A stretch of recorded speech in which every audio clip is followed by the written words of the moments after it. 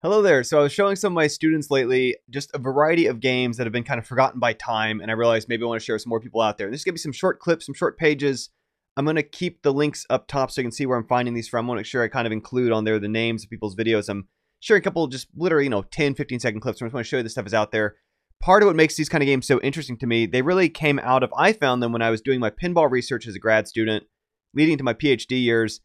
There's this whole category of electromechanical games that came before digital games in the sense of the modern, obviously solid state, chipset, CRT screens, this kind of stuff, right? Joysticks and buttons, but also kind of evolved even post early pinball using some of the same kind of electromechanical mechanisms, light detectors, and physical interactable dioramas that are really, I find, a compelling space that again largely have been forgotten by time because they're virtually impossible to emulate. I mean, you can reproduce it by having a simulated model. And like if you've seen the movie Big, right, there's that big old Zoltar machine. I find those things kind of charming. I stop by, give them $1, get my fortune out of whenever I see one.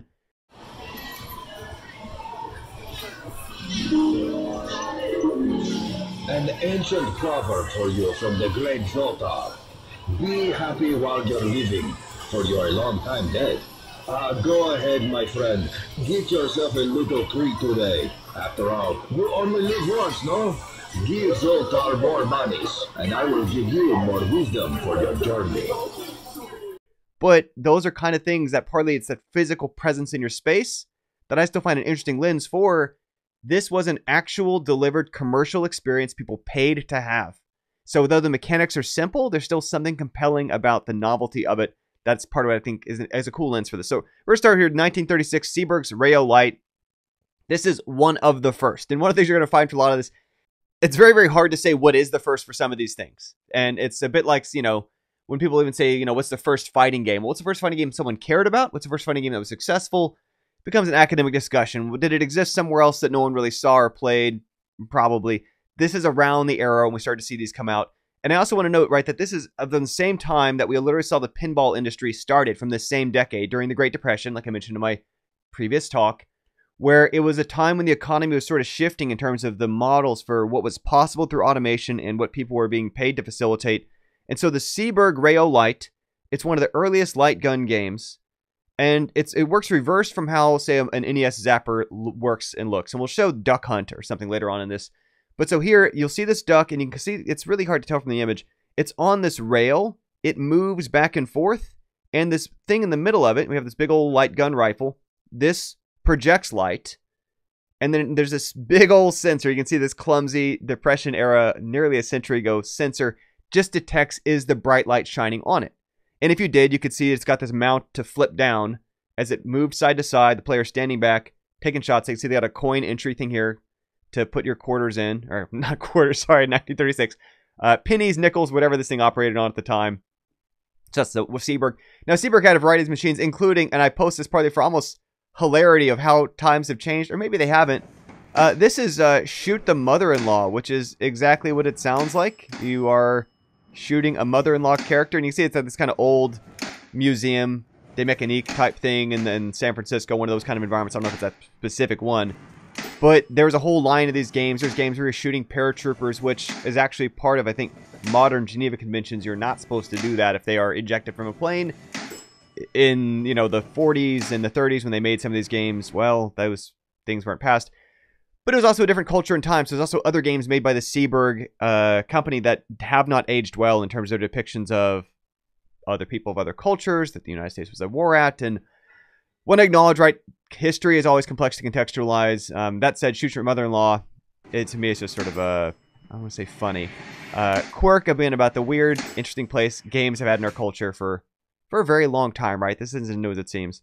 See, there they go, the guy standing back with his light rifle, that they take up this sizable amount of space in a room for these kind of experiences. And we see back here a moving dummy, a bit like, again, Zoltar from the movie Big. With that, again, it's a real machine, and they've got one in the Santa Monica Pier. They've got them kind of scattered throughout the world. I think there's an old Williams pinball collection for PSP, maybe also for PlayStation 3 era, that include a simulated remake of that kind of experience. But it very much it just sort of talks to you, and it's part, again, this kind of unreal experience seeing a physical dummy type thing talk to you and move in front of you. So then we kind of want to acknowledge, we're going to deviate here off shooting galleries. I promise this is not all light gun games. I do want to acknowledge when we start getting to these, you might have still seen these in modern theme parks, right? At Disneyland, at Six Flags, where you maybe walked by one. And the way these things work, right? Keep in mind, it's not a game in any modern definition of the word game. It's a novelty. It's an interactive experience. It's a spatial thing. But you put in your coin, right? You get your light gun. In these cases, sometimes they're mounted. Sometimes they're free hold up. You can see I think there's a cord running straight from this connecting it. And then there's these targets you can aim at. And what those targets do is they make little reactions to when you hit the target, right? The owl hoots. The graveyard cracks or shakes. The guy's hat goes ba-doom and flips up. Or the beer bottle knocks down as if you hit it. And it's just this thing for families and kids to feel the satisfaction of I nailed the shot. I hit the thing. Ooh, what does that do? And part of why this interested me as a pinball person, besides the fact this one started to evolve around the 50s. We start to see some of these. But I will asterisk them as dovetails on dovetails, but that's research. These were predated by games where you were shooting mechanical targets with like real BB guns, like actual physical ball-bearing, spring-loaded or otherwise pneumatic or however these things were powered. You were originally shooting actual targets to make actual things happen. They evolved into light guns. That's, of course, the form we still have today for safety. You're not going to hurt your neighbor next to you, someone else in the park, etc. with it. So this has become a modernization of that. But part of why this interested me, right, is think about how for someone's first experience to a pinball machine, before they are experienced enough to understand the rules and about how you're supposed to alternate these ramps to raise up these light levels to get multi-ball lock in order to achieve jackpot mode and whatever, before your experience of the machine is that, it's closer to this experience. Where what's happening is I see a thing and I wonder, can I hit that? Can I do that? I'm going to try to do it. Oh, I did it. Ooh, it gave me some feedback. I got a novel response from it. And again, that's often your first experience of something like a pinball machine, which is a useful lens for making games approachable, including in the modern digital, casual, indie sense, you name it, where I just, on a pinball table, I'm like, can I get up that ramp? Can I hit that drop target? Is my first engagement, and only then can I build on that layer strategically. For now, why would I do this and that? But this exists as, it was literally called the novelty industry at this time, right? And that was true for decades, or when pinball was still getting made. It wasn't really even seen as a game industry yet. And that's a key distinction, because a novelty, like a little Jacob's ladder on your desk, or like a little clock that you turn upside down and shows little spin wheels and stuff. It's something new and different. That's what interests you about it. You're not sure what it's going to do. You're going to find out what it does. You kind of get tired of it pretty quickly because the novelty wears off and you move on. And that is a space where if what you're selling is an experience people walk by in the park, play once in their life to remember their visit to Disneyland or something, and then never think about it again, that is still a valid role for how these novelty experiences can fit into the ecosystem, and still do to this day. That is uniquely different from selling an app on the App Store that needs you to open it to look at its ads, than trying to get you to pay a subscription for an MMO or something. Curious things we can learn from looking at game history. So anyway, I don't want to focus too much on light gun games. I did find this video clip, and this, I don't know who this person is. It looks like Arcade Warrior, which sounds legit, but I don't know this person on YouTube. Just doing a demonstration here of a game being played at a modern park, just to kind of again show you a gist of what these things are like. And the piano player is kind of a popular canonical example. Most of these I think you're going to find, there's a few companies that supplied or developed these. They tend to be in sort of each one's unique design, but you'll see like he's going to hit that target and then the monkey moves up and down. And they're just reacting to your stuff. And it's got this very charming, I think, you shoot the button, they'll play the piano. Let's see if we can get a couple other targets in here. Pew! A little can flies up and down. And that's it. But one of the things I was talking to some of the students about, right, is that this sort of thing very much could be not necessarily just a novelty layer. So there was a major category of student/indie games for a while. And of these, I would say Gone Home is adjacent to this. I will not, so I don't want to sound like I'm trivializing. Gone Home is a more substantial one I'm referring to. But there was, for example, games coming out of Building Virtual Worlds at the Entertainment Technology Center at CMU, where it was a little bit like it was an environment where you would just walk around and see a teddy bear and you'd interact with a teddy bear. And then instead of, it flings its tongue or it goes woo, woo, woo, instead it would be like the player would surface a memory about how this was the gift that their mom gave them the last time they saw her. Something else pretty heavy. But it's a reminder that just because that this is a form of interaction, if we can find an object, we can engage with it, interact with it, doesn't mean it has to be this kind of novelty triviality. You can take these and build layers of meaning on top of them and tell a story through elements in the environment or other things around us. And I just want to show, another kind of game. So let's deviate here a bit from light gun games. We'll go back to them a little bit. We start getting into modern era for how these translate to the digital world. So there's a whole category of these sort of games that were based on baseball or golf. So there's not a one-off machine, but here's a physical lever that turns the bat in the table. You're going to push a button to pitch. And what I want to emphasize, right, when you are flipping a flipper on a pinball machine, it is an all or nothing impulse force. You're completing a circuit that electromechanically is causing a full force coil to fling, and you can tap it lighter, but it's still full force, just over less time. Here, physically, this knob is turning that lever. I mean, it's got, probably a pulley or some of the kind of improved leverage in there for speed and force. But so there's a dexterity element not only in your timing, but also in your acceleration curve in terms of how hard you're doing it will impact where your ball goes. And check out this little cutscene back here. This little kind of payoff reward, the physical diorama. Again, a part of these. You can see here the blend between the physical diorama as an engagement, interactive, cinematic payoff that's not telling a story, but is serving a role in sort of pacing the experience between paying attention. If all you do is stare down here and focus down here, it's too much, it's too intense. Same function it's serving in pinball machines, same function it serves in a lot of physical video games in the modern era. A lot of combos, a lot of concentration, a lot of big boss fights. Phew, I need a break. Let me sit back and watch for a little bit as the characters have some big dialogue with each other. This is a cool 1961 Chicago Coin Pro Basketball. Chicago Coin largely known for its pinball machines, but again, a lot of the internal wiring for these. When I say electromechanical, what I mean is that there's not a computer chip inside it. There is not software driving this. It is physical wires that are tangled together, connecting a bunch of solenoid coils. Let me show you a solenoid coil while this guy's doing his little maneuvers. If you ever played those little hot shot games when you were a kid, where you would use a little spring-loaded thing to shoot the ball up as the goal moved forward and back, it's a little bit like this, right? Except here trying to time with that goal. So a solenoid coil, and I'll probably full screen this. This part I partly tore the paper off for illustration. This one's a pinball flipper coil from a Terminator 2 pinball machine. So it's got a third attachment here, which is used to avoid it burning out. It's another, go into details for how that works. So basically, if you hold it down, it applies a different amount of force than when you first impulse it. But it's literally just hundreds or a ton of windings of this copper wire around this piece of plastic. It's a piece of plastic with copper wire. That's all that this is. Just wire wrapped around. And when they drive power through this, what it does is it pulls a little metal bar, an armature, which actually, you know what? I have one. Let me get one. BRB. All right. I mean, yeah, why even have all this stuff if I'm not going to pull it out to show y'all? What's the fun in that? So I have here an armature assembly for a pinball flipper.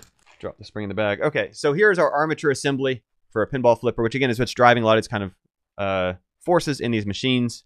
And so off the top of my head, I might get this direction backwards. I could find it in my illustrations and diagrams. But there's a piece here that clamps to the stem of your flipper. And when the impulse is fired into this, again, whichever direction it connects from, feel bad for not knowing off the top of my head. It's been a lot of years since I did pinball maintenance. But it's going to drive this metal bar into it from electromagnetism, which causes the arm to turn. And this one force is what's causing the electrical wiring inside of there to drive the basketball arm players going up. All kinds of that stuff is driven by these. It's also what's powering your kickers, your pop bumpers. Everything inside pinball machine is one of those solenoid coils. So back to illustrations. So mini golf. And again, a lot of these were literally from, and you see this actually right next to Terminator 2. The same one this coil I just showed you came out of, one of these. This is an FL 11629. I think some people use an FL 11630, depending on if they want a little more or less power. But it says a Williams 1964 golfing game. And you'll see they've got different controls here to aim and apply different amounts of force to try to hit those goal holes in the table. It plays a little bit like pinball, but obviously mechanically very similar. Now, Williams, this is the same Williams that later was known for, I think, Joust and Defender, a variety of other major games in the modern ecosystem. I think they're the Mortal Kombat people, which wouldn't be a surprise because the founder of the Mortal Kombat franchise had a background as a pinball developer. So all that seems plausible if I'm not crisscrossing the names here. But you'll see here, let's get some sort of gameplay footage. I think he's going to get a shot coming up here lined up. I'm so grateful, by the way, for something like YouTube as a resource. People upload these. There we go. He's got a knob to turn and aim. So grateful who bother to document, right? They have access to this kind of equipment and they share it online. And like so much information out there, it's available if you know to look for it. But if you don't know to look for it, how would you find it, right? How would you even know? If you didn't find my kind of video, you'd be like, oh, check out stuff like this. It's out there. It's awesome. It's electromechanical. So that's another type of game I want to point to. Periscope. This one's really important. This one, unfortunately, does not have a higher resolution of it. But so you'll see here, it has an actual periscope to look through. And before we kind of look through the viewfinder, what I want to explain, right, this water you're going to see, it's translucent plastic that has, picture strings of Christmas lights going underneath it, like a radial pattern. So there's like 15, 20, whatever it is, different lines of Christmas lights. And what's going to happen is based on the angle of the periscope to aim at the ships on the other side, when I fire, it's going to run the light down the Christmas lights to simulate a torpedo underneath the translucent surface. It's a really neat look. So check out what happens here. We're going to look through this viewfinder. And as you're going to see, there's also sort of I don't think this game cost $0.25 when it came out in 1968. Speaking of which, this is a Sega game. That's literally the same Sega, right, as Sonic the Hedgehog. This is what service games. Sega is not a Japanese word. Sega is an English combination of service and games. But you'll see here that firing, that shot, that torpedo you saw underwater again, that's just a single strand of Christmas lights looking stuff. No, not quite literally Christmas lights. You get the idea. Incandescent bulbs that are being sequentially lit. And they use things like step motors underneath as timers and controls and the relays and stuff. And you'll see that we got in the background these little ships moving along, a bit like, you know, Shoot the Mother-in-Law from Seaburg or these other kind of games. But notice, too, that these games involve a mechanic unlike either the mini golf or the baseball examples that we saw, and unlike the light gun games, if you have to lead your target. There's a certain rate at which your projectile moves. You have to aim in front of where your target's going to be. And as simple as that sounds, that's such a core mechanic to how we play Space Invaders, to how we fire rockets in Team Fortress, to a lot of modern games really lean on this element of you're not just having to predict their timing, you have to predict your timing based on where is that target going to be by the time that my projectile gets to it. Around this era, 68 with periscope, and granted not just that. So this is actually Sea Raiders, another example. This one's from Midway. See, it's the same trick of, you know, lights underneath this piece of partially translucent plastic to hit these ships. Also, watch how they do explosions. When we hit one of these ships, boom! It's just flashing lights back there. Again, this clearly they're reusing the same parts built for pinball machines to make these kind of early experiences. Some of these games, they have later digital versions of them. So they first existed in this form, and then Midway also made a Sea Raider digital game as well. Invaders from Outer Space, this is where we see even into the 70s are doing the same trick of these lights, this time on the top of the playfield, to look as though we're doing a strike from above. And notice, right, how much, while it's not doing quite the same mechanic, visually, this is a little bit like what happens in Missile Command. And again, I know this is the other side, right? Here we're aiming down at the aliens, but you can very much see how people in the context who grew up seeing these kind of games, playing these kind of games, this was the game space that came up in. Missile Command didn't come out of an abyss, right? It didn't come out of nowhere. It partly came from environments where you would find machines like this. Now, the arcade scene wasn't as abundant as it was even by the 80s, so I can't say for certain if that given game was seen by any given developer, designer, but say these were part of how this world evolved out of. This is a Sniper, a 1972 game. And again, you'll see here they're starting to kind of condense into a single box what was before you'd have to stand across the room with your light gun. Here, they've got more targets, there's more complexity, there's more elements to it, the scoring is more involved. And again, you'll also notice here that the gun is now mounted to the machine.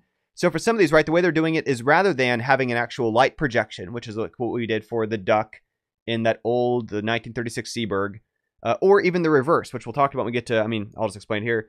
In TV Duck Hunt and a lot of light gun games on the TV, when you pull the trigger, you would see the screen would flash, except your target would become white, because those were built the opposite of the Seaburg, right? So the Seaburg had the light sensor on your duck, so it would detect a light coming out of your gun. But instead, the way that the NES Light Zapper worked in a bunch of light gun games is that instead, the light detector was inside the gun. And it looked down the barrel to say, can I see a bright flashing light on the right timing sequence? And that is where when your screen would flash black, when you pulled the trigger, it wasn't just an effect. It was because there was an alternating on a strict timer what order light targets light up, or what shade, or what color, or whatever indicators it was using for the light sensor to be like, aha, yes, then you must have hit this duck because you detected that level of brightness or that moment in the timer for the picking up on it. Anywho, some of these guns, you start to see them mounted, and the same thing you actually see as we start to move these into the light gun games in arcades. So I think there's a Terminator one where you move the gun, but it's mounted like this to a pole. And there it actually works more like your periscope in that old periscope electromechanical game, where it's not using light sensors at all. It doesn't need to. That avoids the need to have the screen flash or to have a light burst on the end of the barrel, because instead what's happening is it can use the angle of your input, just like as if you're manipulating a joystick. When you turn it side to side, it's very easy to detect down there with potentiometers or other kind of physical mechanical detectors what angle is your weapon aimed. Same as you rock it to or fro, just like a joystick. It's a very easy thing to detect and calculate for, put a number on, to then code that to map to, are you aiming left, right, up, or down? Close enough for this kind of purpose, which honestly is even close enough as how still Wii light motes worked and things like that. They weren't a one-to-one with the screen. This one I just like for its novelty. This is again Sega. This is a 1973 arcade game, and it's so wild to me again how much most people have never seen this kind of thing, are unaware that it exists in the world around us. What a cool thing they are. And the lines on the road are being projected. There's a rolling drum. The paper underneath, or this plastic surface, whatever it is stationary. But also, if you look closely at these motorcycles and the pattern, right, it looks like they're moving around. They kind of like they go around each other. They get close to each other, and you could be like, oh god, how on earth are they doing that? That doesn't even make any sense, right? Here we go. Yeah, you can see back here. So there's the rolling drum with our fake shadows, with the light being cast from them to fake the road happening. And yeah, we're about to get an under the view. So here you see a couple of, I believe these are just strong magnets on these two rotating things that each rotate on top of another rotating thing. Which, if you just picture, and you're using Unity or Unreal, whatever, right, you have a parent joint with a simple rotate and occasionally switches direction script with children underneath it that each have an independent, separate from center, rotating off and on script. And then occasionally they change directions which they're rotating. It creates a sufficiently convincing movement for a novelty game. Now, again, could you ship this as a 30-hour driving experience? Obviously not. If what you're producing, though, is an experience someone's supposed to play once and kind of be like, wow, that seemed pretty believable and interesting, until you've seen the mechanism under the table, they're actually looking pretty good for what they're doing and how we interact with it as a player, just trying to dodge the targets. There's enough going on, we can't easily decipher what's happening. Once we've seen it, we're like, I get it. I see what's going on. And again, obviously, if we're in Unity or Unreal, you have to add another script layer to keep them oriented. Y'all can figure out the details. So this is one for a Sega gunfight. This starts to be a transition into table-sized gun games, right? This comes from the same era when you also had lots of table hockey games, a bit like foosball, but where you'd have plastic bubble over your playfield and players could twist and turn. But here instead, you're moving these gunfighters side to side. Let's look inside the table. So here's the underneath, right? This is what these coils look. This is the coils I'm talking about. It's like the ones I had on my table. This guy here. That's what's driving all the forces. Anything that pulls something down, yanks it up, pushes it back, it's those coils. They're being run through all that same wiring underneath. Electromechanical stuff. Again, this is what I say, that there's no, got some switches and relays, there's no chip. There's no microchip. There's no software programmed. It is how these wires are connected. We got some fuse banks up there. It's kind of showing here some different pieces connecting under the table. Which is another reason why, again, you don't see these things emulated for the most part, because you basically just have to recreate the logic. You can't just sort of run that through. You can't do a ROM dump like you can for an arcade game. So here we see that the targets can kind of tip over. And that is part when you shoot it, right? It's just detecting if you're going to move your gunner side to side and they're firing at each other. It's going to detect where were you along your line, which is going to then infer your angle, just like with Periscope, just like with those gun games where it's mounted, to then figure out, did you hit a cactus? Did you hit the other player? And then if so, tip it backwards. And that's something we actually originally saw even in some old pinball games where it'd be boxers in sort of a cinematic diorama on the playfield, secluded from the ball by fake ropes. And then when you kind of, got a bunch of points, every 10,000, whatever, one would appear to knock the other one over. And it's just using the same kind of little puppet mechanism. It would loosen the strong tension that's holding it upright. Well, here's a good view of the control mechanism occurring. And you'll see he's kind of got a handgun revolver barrel on the other side. He moves and turns to control his aim in addition to its position on the playfield. You can see how it's mapping to electrical detection down here under the table. Well, I'm sure there's gameplay footage in here somewhere, but I do just want to show here, he's showing that the cactus can also fall over if the player aims at it and hits that when they're trying to aim for the other player. But we'll go into the next example. So this is the NS Light Gun Zapper. This is where we start seeing evolution of this into Duck Hunt, mid-1980s. This is this is the first game controller I used. Mine was gray before they made these all orange for safety reasons, to be less confused from a distance by police and other people in towns. But I used it at first because I could do this with two hands before I could have the dexterity to use a gamepad. And this is the version of Duck Hunt most people think of. However, that's not the way Duck Hunt started. When Duck Hunt started, it was a projector. And so this is the original Duck Hunt. It's from 1976. It mostly sold in Japan. And you'll see it's this projector right here that rotates, changes the angle. And it came with a little shotgun rifle. There's a little handheld shotgun piece with a barrel. Okay, when we return, just a couple more light gun examples to end on. This is Bally Midway. Big N Bally also had a pinball background as a company. See sort of a looking rifle. You see this kind of attachment I'm talking about to the table where it's using the angle and twist of it for input. But back here, it's not a computer screen, right? It is a physical diorama like those older games where instead you're trying to knock down these aliens as they are back there doing things. And I think we've also got good footage of this being played. There we go. So it's back to this kind of shooting light gun gallery experience where they're popping up, moving around in intervals. You can see some early innovations in these types of gameplay before we saw this sort of movement mechanism in digital games. Keep in mind, whenever we're discussing design for games, it can be really easy to distinguish in our brains analog in the sense of it's not digital from real-time gameplay, and confuse that all real-time gameplay is digital. Not the case. These are analog games made with electrical parts that are not digital in the sense that they don't have chips and don't have software. This is one I like. It's a 1970 Flotilla. And here it's using a clear glass pane to reflect a projection off of a screen to show these 3D looking laser light lines being projected down onto these targets. But that same trick was later used in some pinball machines like the Pinball 2000 Phantom Menace to create the illusion of a hologram. And notice this is just down here. It's a rolling texture. It's a rolling piece that has little buildings, glow in the dark thing attached to it under a black light. That's enough for this kind of game to work. And that's how they existed in 1970. And then well, that's an example I want to show because I think it's charming. Stunt Pilot 1971. And again, kind of this little diorama. Sort of this weird magic of this, seeing the stuff come to life in a box with a black light once again for incandescence. We got simple explosion lights, kind of take turns moving the little animatronic bits. But I just want to raise awareness, right, that these are categories of games that exist. Electromechanical is your keyword to look for. There's a ton more out there, including some interesting ones from the Soviet era. There's some Soviet era museums that are isolated as they weren't part of the same games culture scene. The examples I pulled up, the ones I'm mostly familiar with because they're from U.S. design, or in a couple cases, companies we now know Japanese game designs from, but you'll see different design traditions in different parts of the world. This includes, where, of course, Soviet era also is how we wound up with Tetris. It's actually how we wound up with Bejeweled and Candy Crush from an old game called Shiriki, which I believe is Russian for balls, in which you did the old Match 3. Anywho, lots of curious things from games history that occasionally get overlooked because they're not easy to emulate. There are very few left in the world that work or that are well enough maintained. I just want to put those in the radar of interesting things to go explore. Hopefully this piques someone interested out there to go take a deep dive in finding more videos from some of these sources that I showed clips from today, and just Googling for electromechanical era arcade game machines. I think you'll find a lot of interesting innovations that have been largely forgotten by time. One quick other blurb, actually, speaking of those light gun games, they play an important role in the history of games I want to acknowledge while I'm putting this kind of little micro chat about some game history stuff.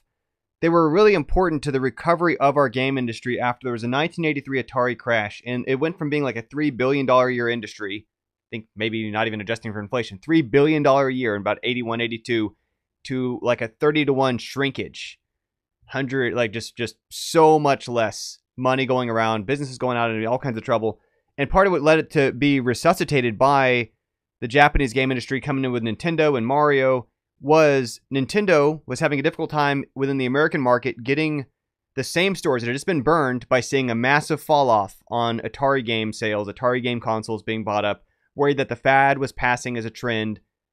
And the way that Nintendo was able to position themselves in the market was, okay, well, you don't want a game console, but you will sell toys. And so if we include in our box a light gun zapper and a little robot Rob toy, then we can position this in the toy sales. And suddenly companies that were being used for distribution, KB Toys, Electronics Boutique, Software Etc., Babbage's, perhaps Sears, JCPenney's, places that, again, would have been shy about, well, people don't want to buy game consoles anymore. We saw that business really fade away rapidly over the past year in 83. We're open to the discussion of, okay, well, that's a toy now. And it involves the TV, but it's a toy. And so that light gun zapper played an important part in how and why Nintendo was able to bring back the market as we still know today, in part of that light zapper, which again follows this history from those old Seeburg 30s games during the Depression era. Anyway, just want to throw that in there. I don't want to get overlooked and like, oh, light guns kind of came and went. And increasingly, actually, you know how light gun games exist today? I've seen some people say, where'd the light gun games go? The answer is they're in VR, right? This is now your light gun for a bunch of different games, and they've got all kinds of, whether it's on-rails shooters, whether it's semi-FPS, whether it's teleporting stuff, whether it's arcade defense games or stuff that's coming at you. This became the modern light gun rather than Super Scope 6, rather than zappers, rather than lethal enforcers, whatever they called that revolver that packed in with it. But anyway, thanks again for following along, for catching this extra tip here about game history.